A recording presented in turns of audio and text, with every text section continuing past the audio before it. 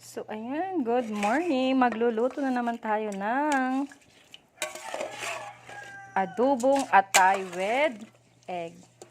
So, ayan. Nakamarinate na nga siya. Minarinate na natin. So, ayan. Nilagay na natin yung pamintang buo, tsaka laurel. Nakamarinate na yan. Nakamarinate na to ng 2 hours. Ayan.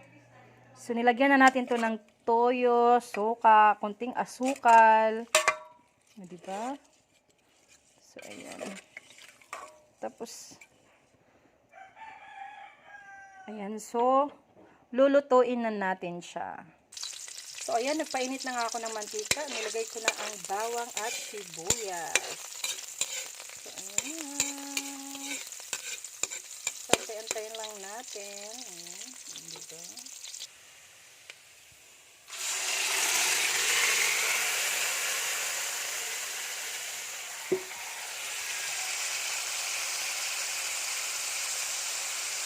So, ayan, nilagay na natin ang ating atay.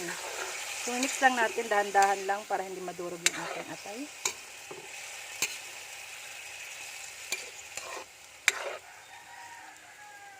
Tapos, takpan lang natin. Okay. So, ayan, takpan lang muna natin. So, ayan, kumukulo na siya. So, nilagay ko na yung ating chicken cubes. Tapos, sunod ko na yung oyster sauce natin.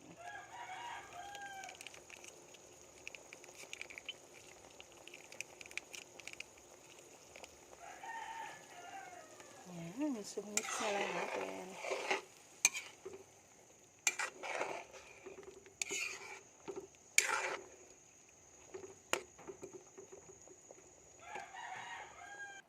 So, ayan, sa ating tasa, ayan, may kunting tubig na yan. Lagyan lang natin ng 2 scoop na cornstarch powder.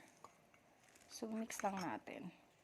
So, ayan, ilagay lang natin ang ating tinunaw na cornstarch para lumapot ng konti yung ating sabaw. So, antayin lang natin, kumulo ulit. Tapos, pag lumapot na siya, okay, pwede na siyang i-serve. So, ayan, nakikita nyo naman yung texture. O, tingnan. Ayan, o. So, malapit na siya. Para lumapot lang ng konti yung sabaw. Diba? So, ayan na, malapit na. Tayo lang natin kumulo ng konti.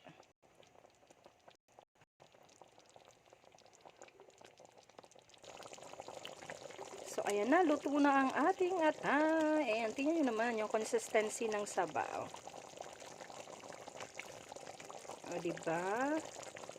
So, ayan, luto na. Isi-serve na natin. So, ayan na. Luto na ang ating chicken liver. Isi-serve na natin.